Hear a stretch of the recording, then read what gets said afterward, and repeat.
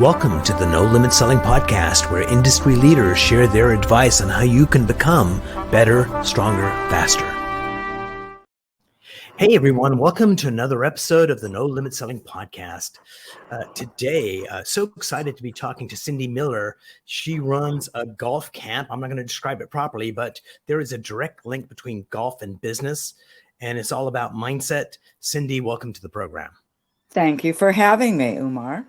So there's a word we're not allowed to use in golf called a yips. Don't tell any golfer. What are the yips? You know what it is? It's when your mind is afraid to swing and you get afraid and scared and you don't follow through. Yeah. So what's kind of interesting is it's not so much the hitting of something, it's the follow through that really counts, where you just let your body do the motion it naturally wants to do. And the same thing is true in leadership. It's if you get that doubt coming in, whatever you're trying to get people to do, it just doesn't quite land because it isn't that smooth, effortless kind of swing. I think people are afraid of the outcome, so they don't follow the process. And when that happens, they're so worried about the outcome that they're not focusing on what they're doing to create the outcome. Therefore, they don't do what they're supposed to do to get the outcome. Yeah, there's this place on the other side of knowing, which is where it just becomes an effortless, non-thinking activity, where the swing just happens, and the same thing's true whether you're doing leadership or speaking or whatever, where you just your majesty comes through, and if you overthink it, then of course it breaks down the system. Absolutely. Your left brain gets in the way. So tell us about how you got into golf and how you got out of golf. Well, I'm still in golf. Because it was yes, you kind of left the PGA Tour and then you kind of came back in. I did. So my parents played golf. They used to drag me to the golf course, and I didn't really like it. The pool was my babysitter until I got fat in 8th grade, and all the cute boys started to call me 10-ton Tessie. Oh and my I God. didn't really have any other choice but the golf course. So I started to play golf, and my parents got me lessons, and the golf pro said, she's really got some talent. And I was pretty good. And my mom and her friends took me to an LPGA Tour event, and I fell in love with the game. Then I saw this girl, Laura Baugh, who was a year older than me, and this beautiful golf bag and these gorgeous clothes and the shoes. And I immediately thought to myself, that's what I want to do, and I want to beat her. And I wasn't good enough. And I came home and I told my parents I was going to play on the LPGA Tour. And my dad said, well, you're not quite good enough. What's your plan? So I wrote to the Ben Hogan Company because I played their golf clubs, and Golf Digest magazine because I read their magazine. And I asked them if they knew of any colleges that had women's golf teams, because there was no internet at the time. And they actually wrote back and gave me a list of schools that had golf teams. And the one that stood out the most was the University of Miami. So I wrote to them and I asked if I could be on their golf team. And they wrote back and said, well, you're really not good enough. But you're welcome to come down and be a walk-on. But they said, you'll probably never play. My dad said, you've got 1 year to earn a scholarship or you're going to have to come home because this place is too expensive. So I never visited the school. A family friend was a captain for an airline company, and they happened to live in Coral Gables, Florida, but they had a summer cottage at the beach where we lived. And they dumped me off at my dorm with my golf clubs in my suitcase. And I sat on the bed and cried for about an hour. And then I got up and I hit balls. And 4 years later, I graduated the #1 player on the team. And we won back-to-back national championships my junior and senior year. And then I didn't qualify for the tour on my first attempt. I wasn't good enough. And the second attempt I did. 3 years later, I lost my card. So of the best in the world, I was the worst. And then I married PGA Tour player Alan Miller. And so I qualified. I lost my card. I married PGA Tour player Alan Miller. and then he quit playing, and then we started teaching. And 25 years after I lost my card, I saw there was a Legends Tour for former LPGA Tour players. And I thought, you know what? This is redemption. I need to prove to myself the dream that I had when I was 17 to be a star on the LPGA Tour wasn't going to be a nightmare that would haunt me the rest of my life. Right. So I asked my husband and my 3 children, or our 3 children, if I could go back and try to play on this Legends Tour. And they all said, yeah. So I made a plan to practice and learn how to play again so I could go back and have redemption. And I did. Nice. So we're going to go forward in the story in a little while, but I want to backtrack a little bit. I do a lot of work with all kinds of people, and the group of people that kind of stand out at this moment are nurses. And when I have a group of nurses in a room, the story you hear a lot is I was 5 years old. My dad had a heart attack. We went to the hospital, and I saw the way the nurses look after my dad, and I knew right there and then I'm going to be a nurse. And it kind of reminded me of when you saw the LPG tour, and you basically went, "That's me. That's what I'm going to do." And so it sounded like, no doubt, this is a done deal. Am I kind of reading it right, the way you felt? Yeah. Yeah. Had you ever done that before in your life, or was this like the first time where you kind of went, "This is a dream. I want to follow it"? I wanted to be a musician. I played clarinet. Mm. I wanted to be a rock star, but there were no rock stars that played clarinet. I had noticed that. That was my first instrument that I gave up after a week. So I was a quitter. Yeah. So, yeah, there were no clarinet players that were rock stars. So tell me about the other thing that stood out was getting to the university and basically crying for an hour. And there's something important about that in terms of this is scratching noise. Do you know where that's coming from? It's my speaker, and I cannot fix it for the life of me. It's the ghost of golf past. All right. So you cried for an hour, and there's something to be said about feeling the emotion, whether it's despair, defeat, joy, whatever it is, and not bottle it in. And something about that allows you to move forward. So as you finished crying, what were the thoughts in your head that kind of got you to, okay, let's go hit balls. Let's get started. Well, so there's a part that's not so small that is kind of big too that I didn't tell you. So my parents were both alcoholics. Mm. And my father used to beat the snot out of my mother. Yikes. And I had to call the cops on him when I was in 4th grade. So I was the youngest child, and my older brother and sister left as soon as they could escape. They were gone. So I was the mediator and had to keep mom alive. So I talk to my students a lot, my kids that I teach, about, what's your motivation? What are you running away from? And what are you running towards? So we're motivated 2 ways. You either want to get off the nail or you're trying to seek reward. So I was running from something and I was running towards something. So I'm sitting there thinking, mom's going to die and it's your fault, but you want this trophy. So I was sitting there figuring, okay, it's your fault. She's dying, but you really want to do this. So there were 2 parts to this, and I was fighting in my head. And I thought, well, I've got to go do this. And you can't keep her alive anymore. Thank you for sharing that. So oftentimes when you have someone that's in that position, often it ends up being the youngest child that ends up being not so much the mediator, which could be true in your case, but oftentimes the warrior that kind of defends and protects mom. Was that you? Yeah. And that gives you 2 abilities for most people. So never let me put words in your mouth. One is the ability to read people, because especially when you have an alcoholic that can go from happy to not happy in like a moment. So just the ability to read people. Has that been a skill? Is that a skill that served you well? Oh, yes. Yes. Yes. And then I'm the other very good one, at that. the other one is basically oftentimes we'll do more for other people than we'll do for ourselves. Like it brings up a courage and a strength that if you were going to get the beating, it's a different ball game compared to you're going to stop your mom from getting hurt. It almost makes us braver.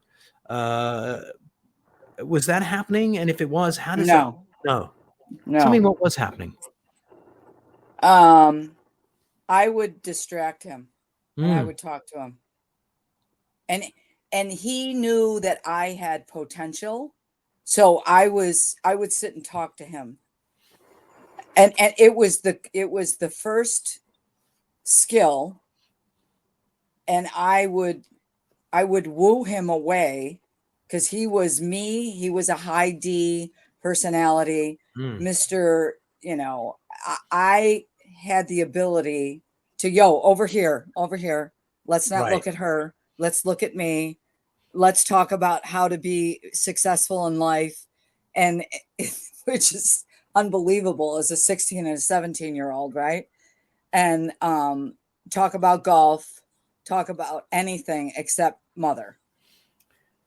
Excellent. So, really, the power to influence someone you have no Yeah. control over, the ability to get them to change is all about influence. So, right now, you do golf and leadership. Uh, so, talk to me about, well, let's define leadership. How do you define leadership?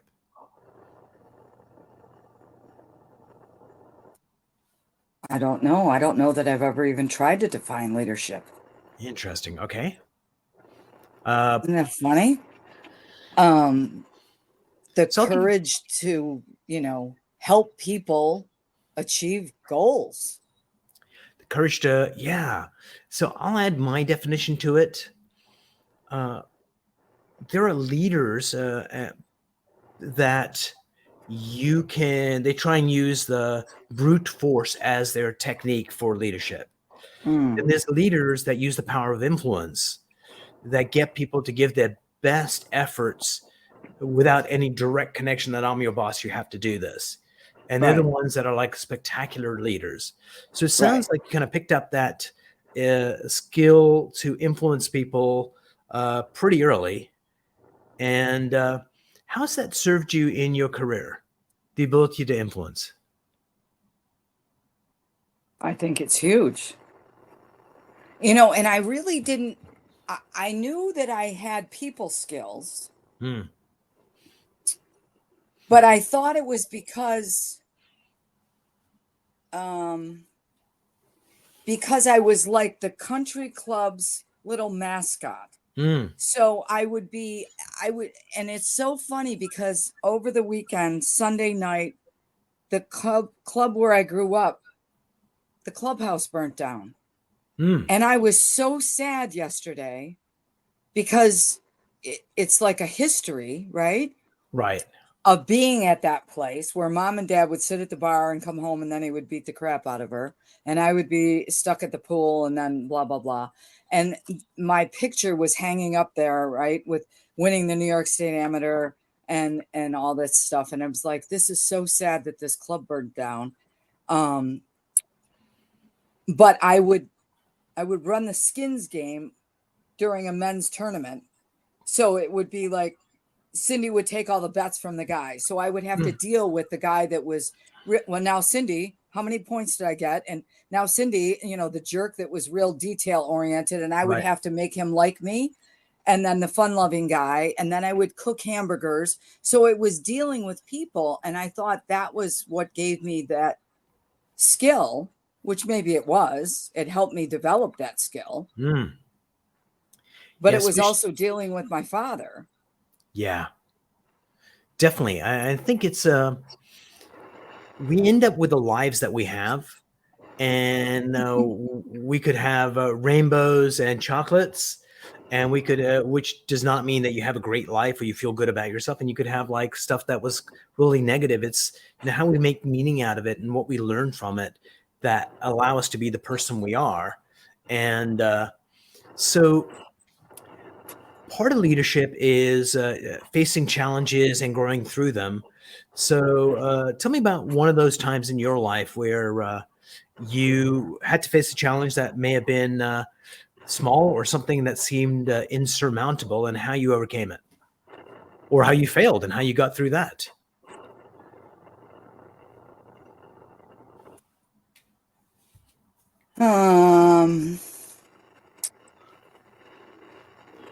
I don't know.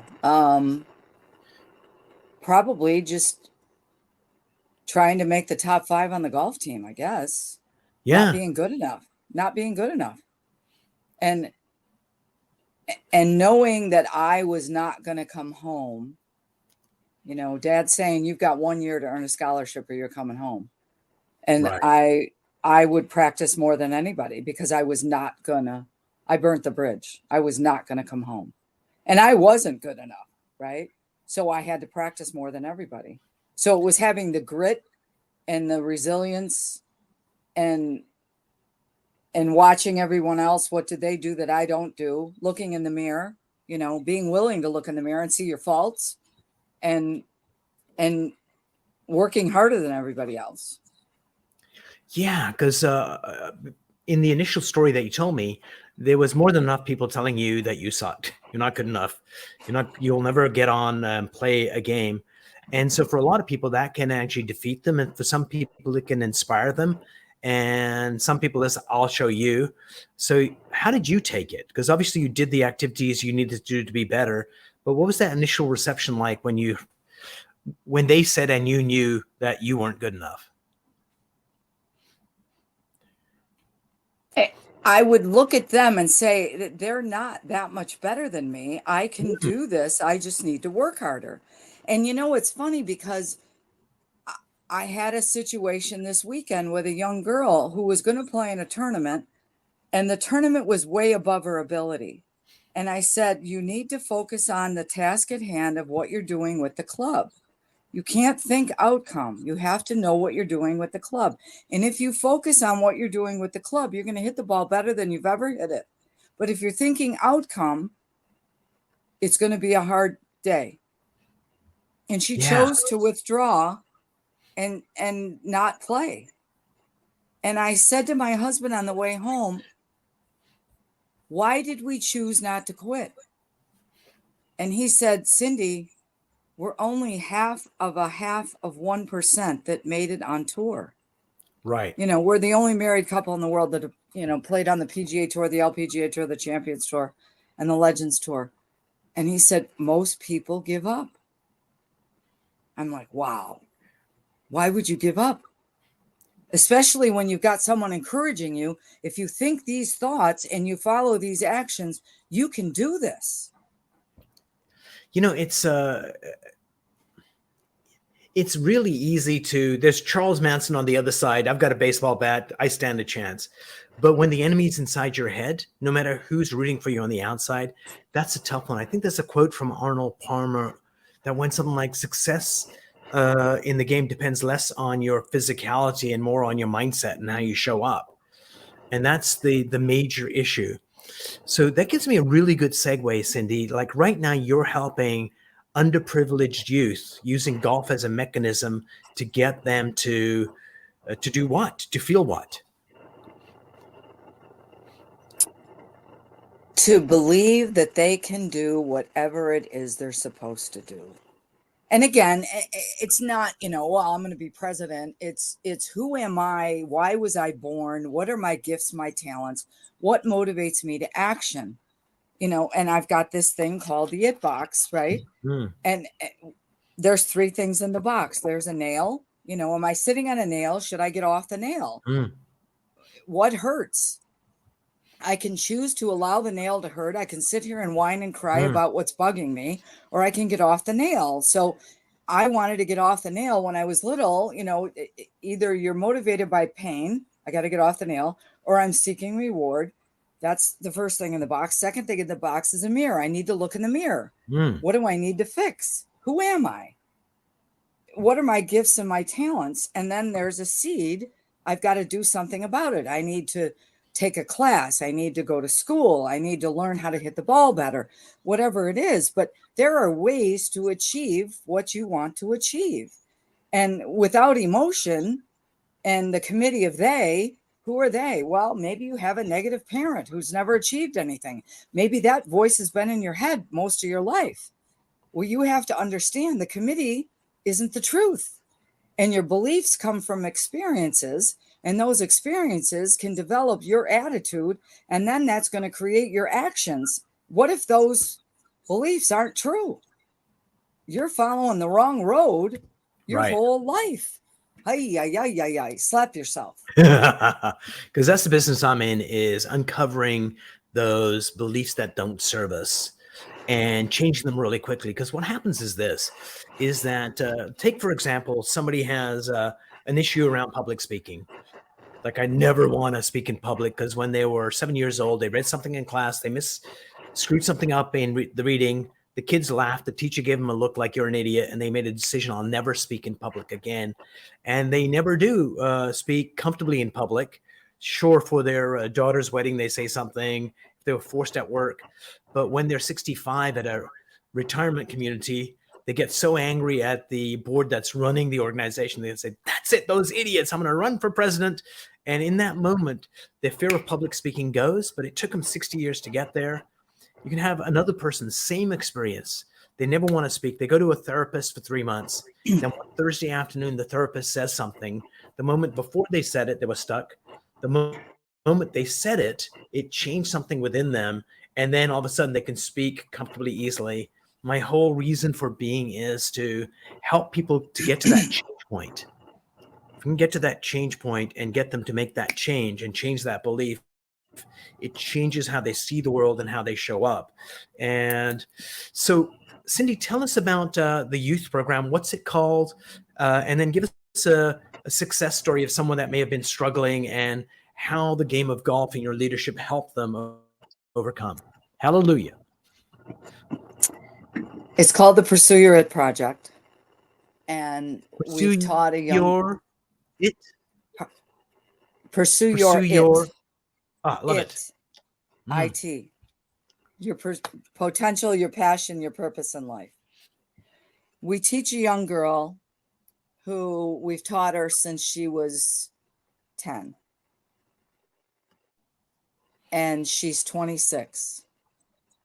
And this is not so much in the program, but this is 16 years of teaching her. And she has just gone through her third time of going to the LPGA Tour qualifying school. And it's a family affair. We call her a golf daughter. And she's very, we do DISC assessments. High D is competitive control freak lunatic, Right. which is me. An I is a personable, motor mouth, fun-loving people That's me. person. Yeah. An S is shy, steady, controlled. She's an S. And a C is very cautious, analytical. So she's an SC, as is my husband. So she's gone to the qualifying school twice. She just went, this was her third time. Now, my husband teaches her, but my son and I, we have 3 kids, but my son is a really good player. My son is a high D like me. And for some reason, right before she left, I gave her a big hug. Her father was going to caddy for her. Father's a high D like me. And I said to her, are you good? I'm good. I said, give me a hug. She said, I'm good. I said, give me a hug anyway. I said, do you need a pep talk? No, I'm good. She went, I'm good, like a real high D would do. I go, oh, okay. Like, okay, I'm going to back away. So she goes and they play practice rounds. She sends me a text and she said, I've been 9 under par for the last 3 days. I'm like, okay, great. She shoots 5 under par, comes in 32nd out of 317. Bravo. She qualifies, right? So I don't say anything because this is only stage 1. She's got to go to stage 2 and stage 3. So I said something to my son and I said, did you say something to Chelsea? He said, yeah. I said, what'd you say to her? He said, I told her that when I went to qualifying school, what finally kicked into me was once I made a birdie, instead of thinking outcome, that was really easy. I can make another one. And I'm not going to think about what I'm shooting. I can make another one. And I can make another one. and I can make another one. And I'm never going to think about what position I'm in. So once she played really well the first day, and I said, way to go. And she goes, don't tell me where I sit. I don't want to know where I am and on the leaderboard. Thank you very much. I could have done better. I said, okay. So I'm not saying a word to her. So only what it was our son saying, don't think about outcome. I can make another one. I can make another one. So again, it's like you said, it can be one stupid little thing that changes everything. Yeah, and what's interesting is, thank you for sharing that story. It's not just saying that one stupid thing, it's saying that one stupid thing at the right moment of time, because that advice could have been given a year before and it would have fallen on deaf ears. Right. So all that, her journey and you helping your husband, and then of course none of that would have been as important unless that catalyst that your son threw in there. So humans are fascinating. Absolutely. So how many people come through your program each year on the kids side of things? Hundreds. Cool. And so let me know when you want me to come out there and do a mindset piece for you guys. Would be my gift to the program to do. I'm here in Toronto. You guys are near Buffalo, I think. Yes. It'd be Yes. super easy to do. And you also do stuff for corporate events and leadership events for corporations. Tell us about that. Again, it's people learning how to get along with other people. We do a lot of the assessments, team building stuff. We help people just learn how to get along with people. It's Nice. amazing that people don't understand personality stuff. And when I first learned this, I was at a seminar where a woman was talking about how her husband drove her nuts. And I just kind of sat up and go, oh, yeah, I got one of those. And she had written a book called Personality Plus. And I couldn't get to the back of the room fast enough to buy the book, and took the assessment, and, and then I got certified in it. So it was just such a big deal. And I was not aware that there were different styles and stuff. So people aren't aware of it. Now, corporate people use assessments a lot to learn how to get along with people. But we use it in the game of golf as well. And we do a lot of training to teach people how to use the game of golf as a tool, a networking tool and a business development tool, because so many people, take people out on the golf course. And it's very important to know how to use the game as a business development tool. So we do a lot of that as well. Love that. Cindy, how can people get a hold of you? Cindy at cindymillerinc.com. Love that. We're going to outro the show, then I'll be back online to chat for a few minutes. Thank you, Cindy, for a great interview. Really enjoyed it. Thank you.